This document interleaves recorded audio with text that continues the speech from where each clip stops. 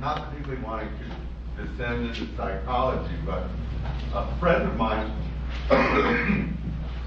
began a series of dreams involving Burroughs, his health.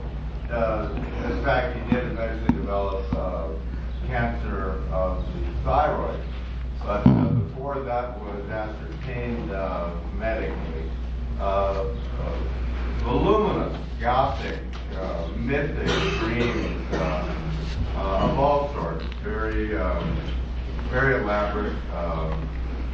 And in any case, the prophecy of dreams became true. He had this problem. Then he did or did not pay attention to it. That's not really the question I want to ask. But religious people or people who are involved with shamanic thinking, or even people who follow Joseph Campbell's notions of journey, of the hero, they tend to envision these portents as being from protectors or totems or angels, I suppose, if it would be another background that people have. And I wondered what, do you think it's a simpler situation than that? John, I think some of them come from one source and some from another, and very often from mixed sources.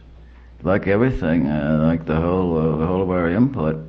Well, then he did not pay attention to what he eventually thought the thrust of these messages were, and felt that his life became disastrous. Is that one man's story, or do you think there is, if you're getting messages to say, don't cross that street in your dream, and you cross them, I mean, is there guidance that you should listen to? Well, there's guidance that you shouldn't, guidance that you shouldn't. You just have to be able to know. I've been frequently saved, sometimes from very drastic sanctions, by listening to a hunch. Don't go in there. I think you should always listen to a strongly felt feeling, a bad feeling. If I got a bad feeling about something, that is very important. And you override those bad feelings at your peril. So all dreams can be regarded as hunches? No, not necessarily. I don't think dreams and hunches are necessarily the same thing, although you may have hunches in dreams. Yes? I agree with what you're saying about bad feelings, but the problem is not to become paranoid, so you start creating these. Oh, absolutely. You have to be very careful on that point. I mean, some people get so they can't go outside the house, you know. God, you know, I've got a bad feeling about this and a bad feeling about that. But if you listen to it when it's strong, but don't let it take you over, there's always a necessity for maintaining a balance there. Yes. Have you got your glimpses or clues of the move into space from your dreams? Oh, lots of them, yes. Lots of space-oriented dreams, or dreams of being in space or in orbit. Do you have any thoughts about these rockets blowing up? I mean, I understand it's to the point now where the Western world has no capacity to launch any satellites. I don't quite understand the question. I just wonder if you have any thoughts about if there's any meaning to all these rocket explosions, you know, the Challenger and all. Well, the only thing is, you mean the Challenger? Yeah, and the Air Force had. Yeah. Well, first place to remember that anything will come in series. If you have a bad airplane accident, watch, and you'll have another in a few days. And sometimes the incidents are so similar. I'll be reading one. I said, didn't I read this before? And there were indeed two separate incidents, but so similar that you can't really hardly tell the difference. And that is one of the basic rules of life, is that good things and bad things come in series. The only rule of gambling which is plunge when you're winning and quit when you're losing. Or, as Jesus Christ said, to him that hath shall be given, from him that hath not shall be taken even that which he hath. Hath, I guess. Which he hath. Well, if he starts doubling up when he loses, he won't have much very long.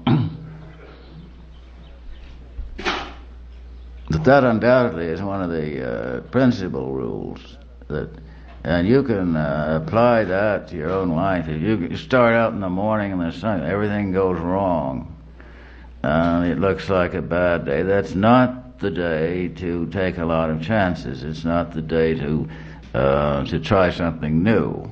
It's a day to retrench and be careful. Have you read or studied any on dream yoga?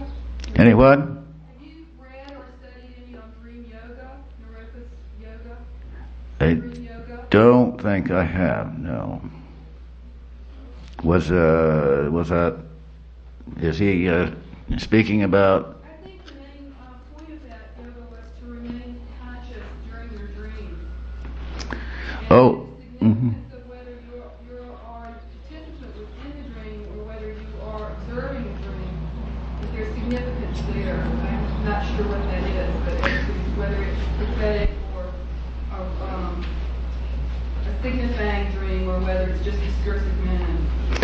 well, yes, maintaining control and consciousness in a dream. That you find that in you find Don Juan. He makes quite a point of it. And there's a woman called Lynn Andrews who's covering the whole, the same territory from the female point of view. I've read all her books. They're quite interesting. Good Medicine Woman, and the latest one is Jaguar Woman. And all her guides, her teachers, do make a point of remembering and holding your consciousness in a dream. Sometimes you, in my own experience, sometimes I succeed in doing that and sometimes I don't. But also, You can, in fact, sometimes feel that you're conscious during your dream. oh yeah, I know that I'm dreaming.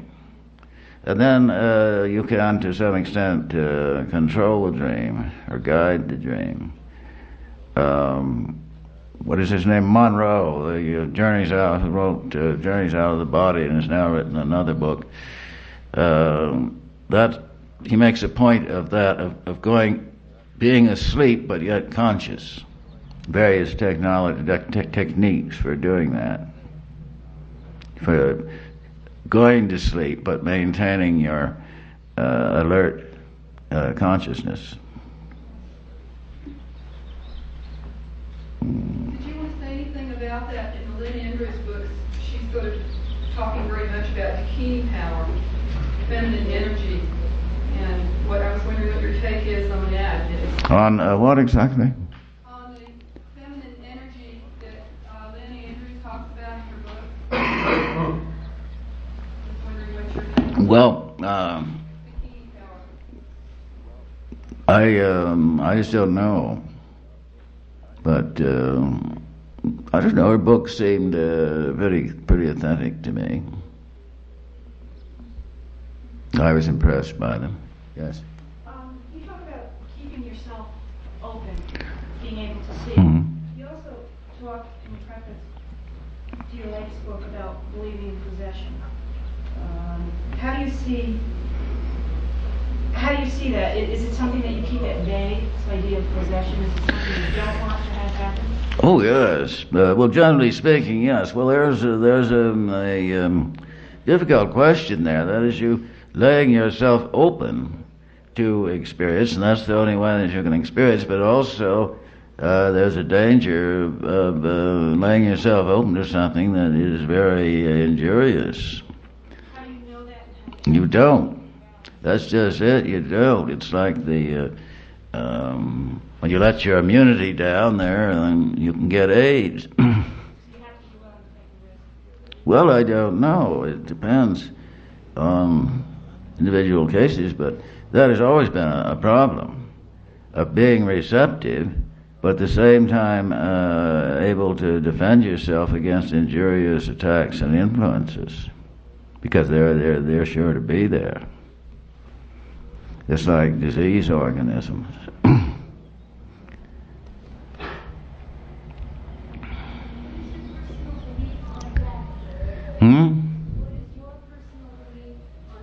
Personal belief on death. Well, well, as I've often said, how do you know that you aren't dead already?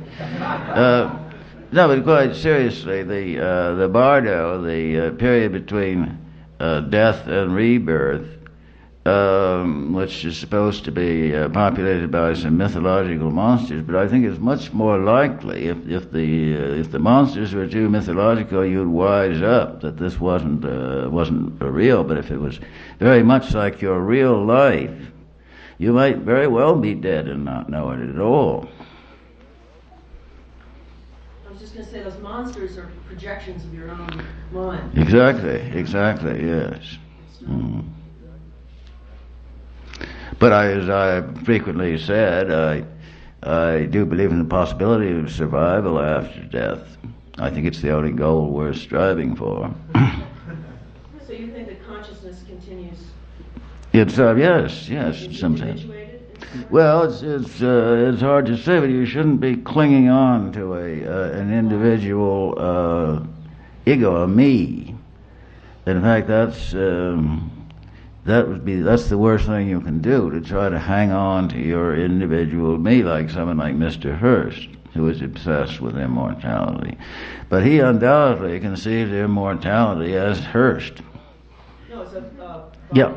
Mm-hmm. Somewhere the Dalai Lama was interviewed, and he talks about, I think he's being questioned about DNA and various psychophysical states and structures, and he says very clearly that consciousness can't be seen or measured or has no physical reality at all.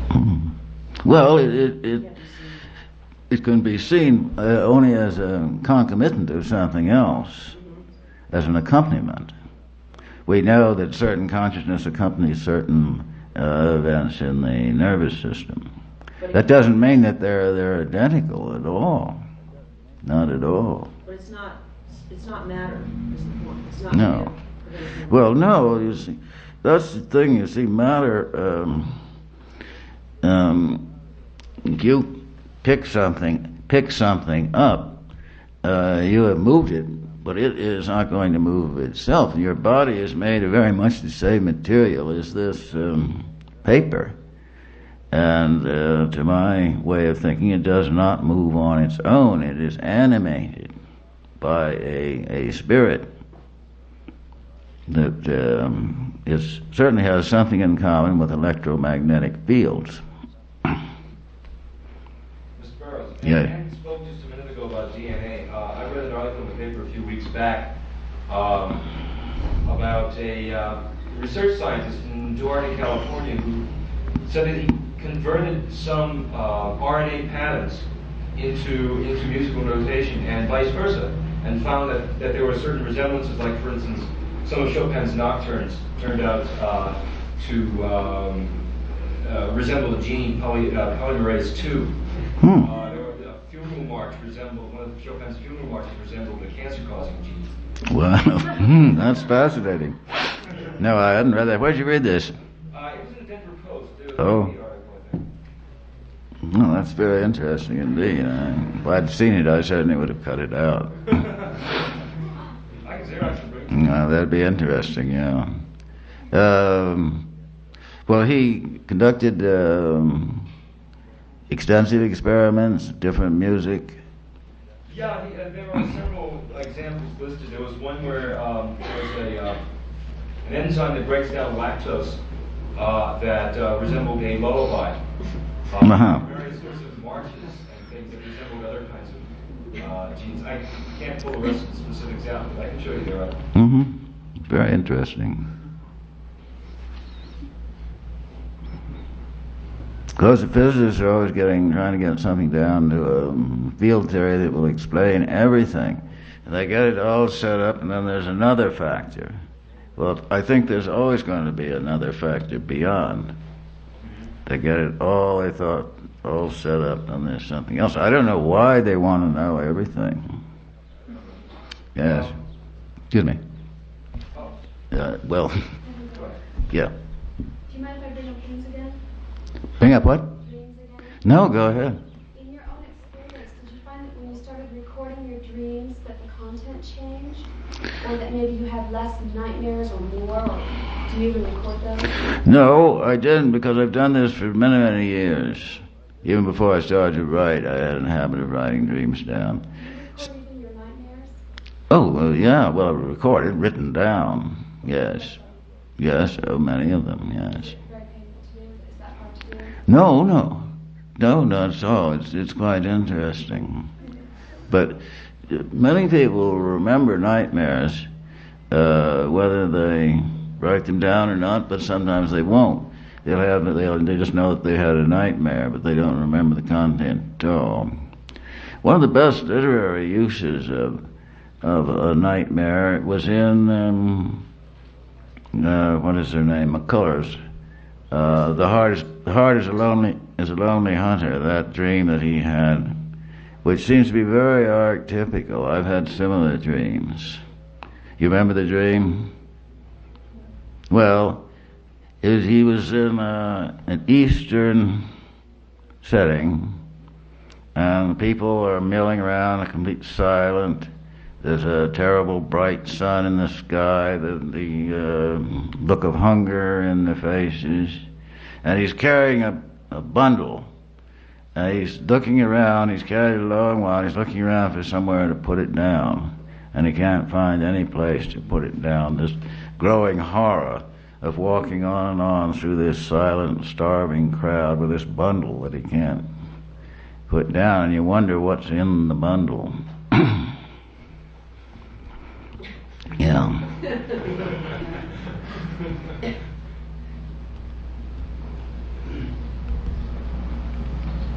I've had the experience of writing dreams and cumulatively building up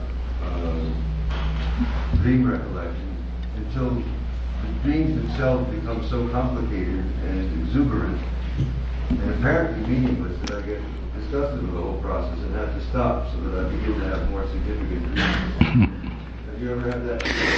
I can't say that I have, Alan. Some dreams just seem rather dull and pointless, but usually those are not the exuberant or plentiful or variegated dreams.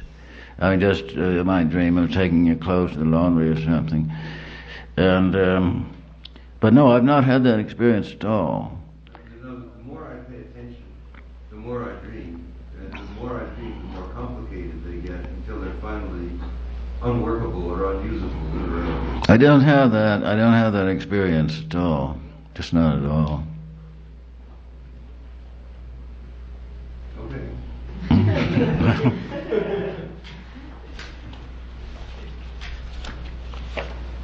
What's the relation between daydream and dream? Well, I think daydream is a misnomer. Generally, when people talk about daydreams, they mean they're sort of vapid fantasies about making more money or seducing their girlfriend or that sort of thing. Well, that's not a dream, really. It's just often just a vapid, self-indulgent fantasy. I mean, people do dream when they're awake. It's quite similar to dreaming while you're asleep.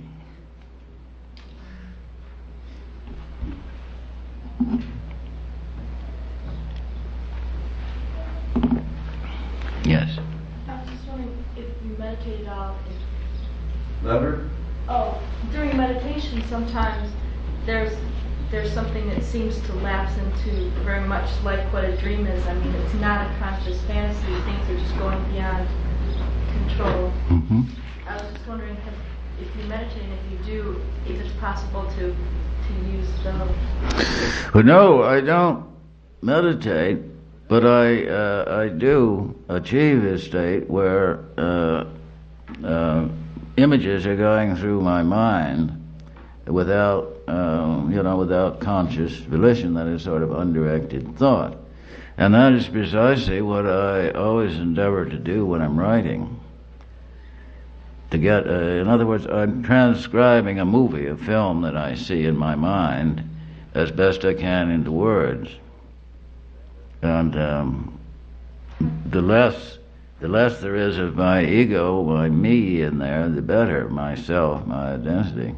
Is it like your practice that you can keep it all going and write at the same time without like stopping it, changing it by the Well, there's always the difficulty of the actual procedure of writing. That is, you're there at a typewriter, and so it's you're never going to quite catch up with your thoughts. They're always going to be ahead of you. But I think you can achieve that state. I think that the Buddhists call it undirected thought, but not completely undirected, because you're usually you're writing, you're in the process of, you've got some idea. Although in many cases, I don't know what's going to happen next at all in my books. Just not at all. I get many surprises. Yes? Do you edit a lot? A great deal. Great deal. About usually 3 or 4 times. Back on this subject of ego and writing and so on, this comes up in some of the classes. Students Mhm. you need, more confidence, more ambition, etc. But the actual state, as people and many authors have described it over centuries, has been the actual description of the process has been one of sort of not even really being there in that usual sense. I thought maybe you could say a few words about your. Well, yeah. I mean, Mailer said I was a writer who may be possessed by genius, not possessed genius. Nobody possesses it.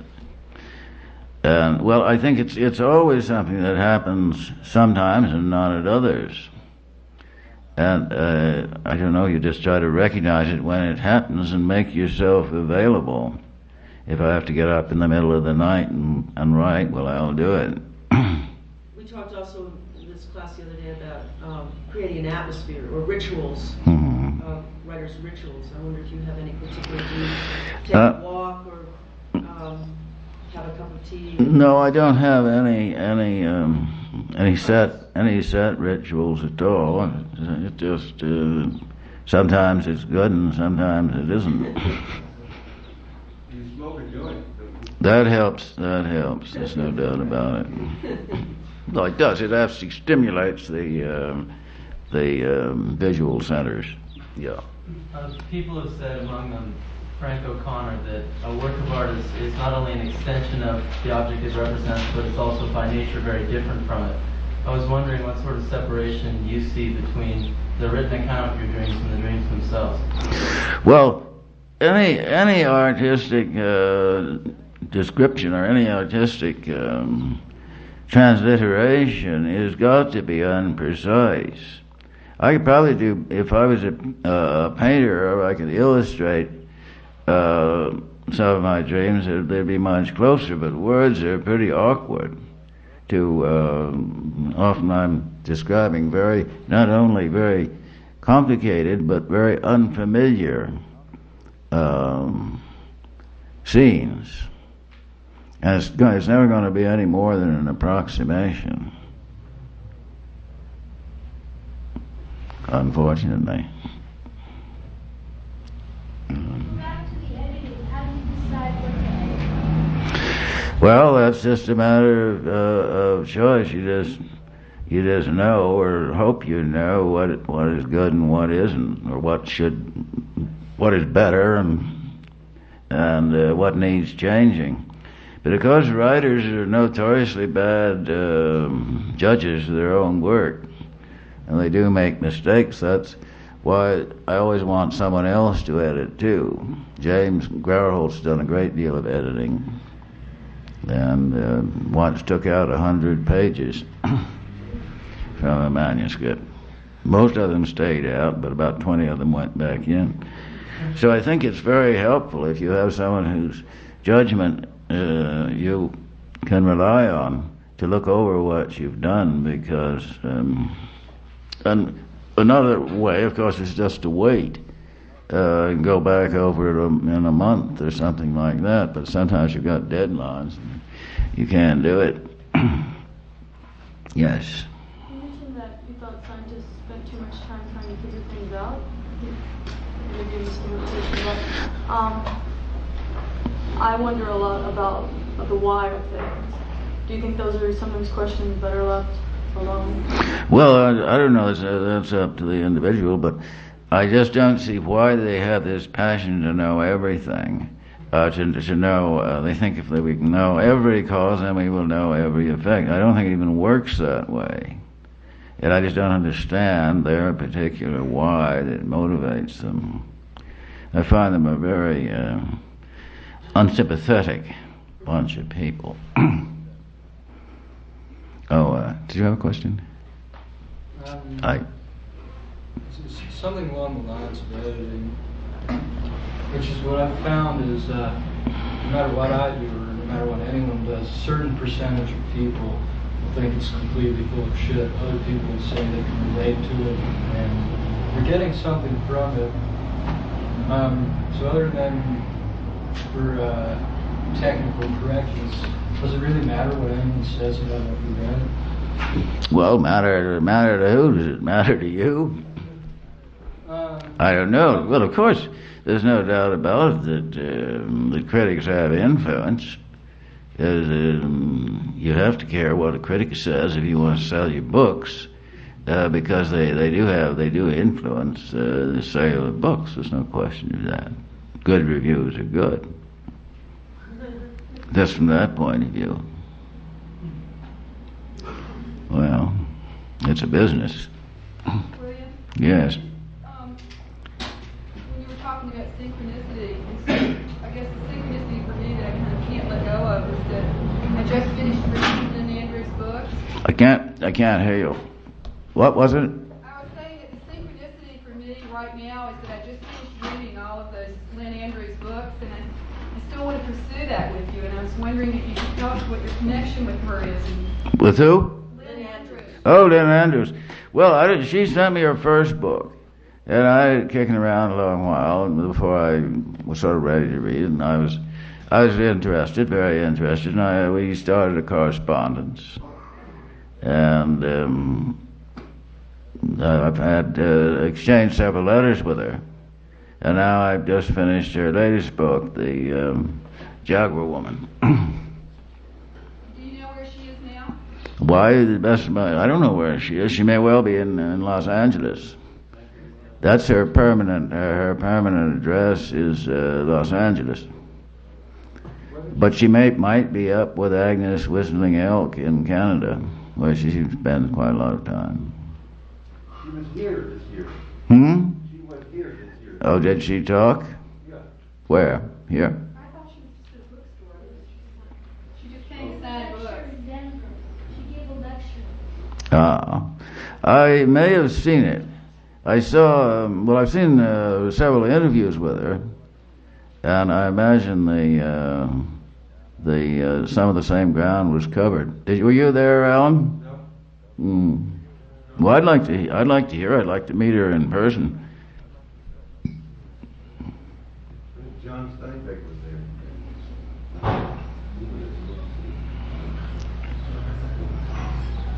Bill, I want to bring up just for a second the topic of death, rebirth, and immortality and so forth, which is much in evidence in the place of dead roads and, as I know, in the Western lands,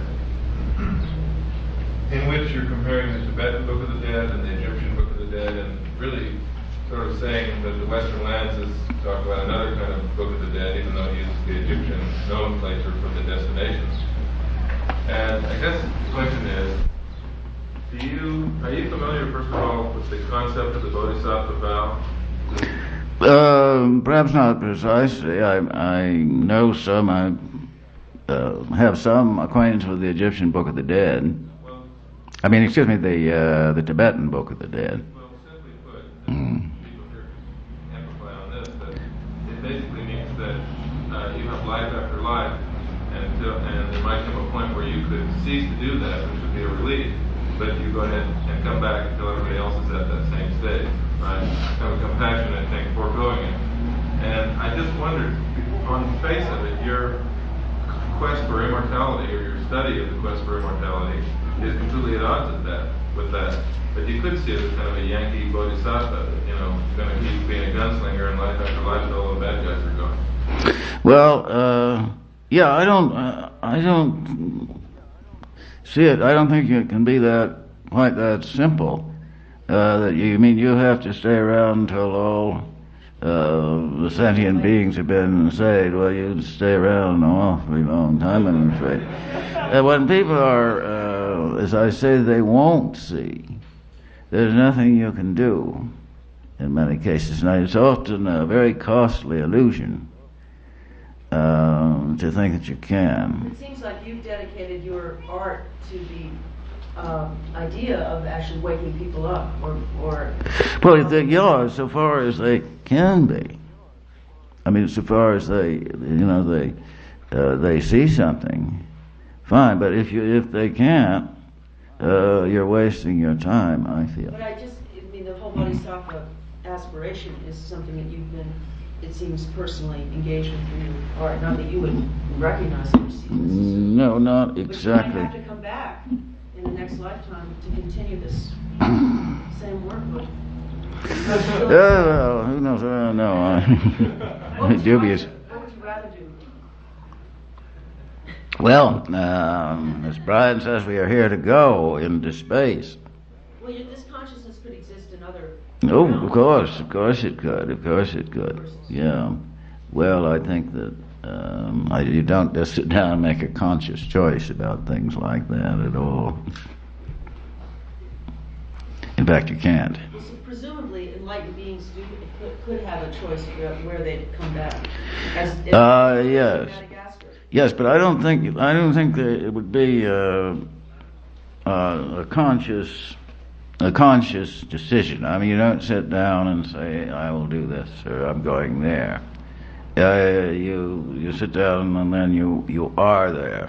Well, James was talking about the whole bodhisattva impulse would be to come back in a place where you'd be most effective in terms of helping other people. Why other people? You know, I'm much more interested in animals now. The lemurs. We've got enough people. Too many. I don't know how Buckminster Fuller could have said that overpopulation is not a problem when the rainforest, which is the lungs of the world, is being destroyed at just a terrific rate of speed. There won't be any in another 50 or 100 years. They wake up and find you can't breathe. Those things happen quite quickly, not gradually. Do you have any message to people who choose to ignore pieces of information such as that and say they would rather focus on the positive and uplifting aspects of their own life? Well, I have no message. Message to people who can't hear it. As I say, you're wasting your time.